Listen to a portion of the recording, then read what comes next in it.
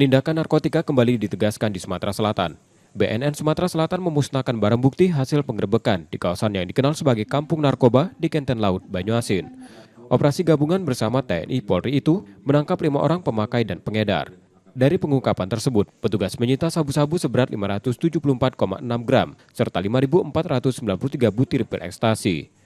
Seluruh barang bukti lebih dulu diperiksa Lab 4 Polda Sumsel untuk memastikan kandungan zat narkotika sebelum dimusnahkan dengan cara dihancurkan dan dilarutkan menggunakan cairan pembersih lantai. Menjelang Natal dan Tahun Baru 2025, BNNP Sumsel memperkuat langkah pencegahan dan memetakan daerah rawan peredaran narkoba, mulai dari tempat hiburan malam hingga kawasan permukiman.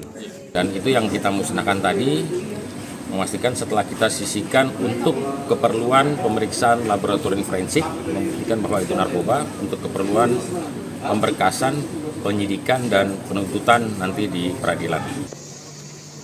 Dari survei Badan Narkotika Nasional 5 tahun terakhir, Sumatera Selatan berada di peringkat kedua nasional, dengan prevalensi pengguna narkoba mencapai sekitar 5%. Muklas Diferensial, Kompas TV, Palembang, Sumatera Selatan.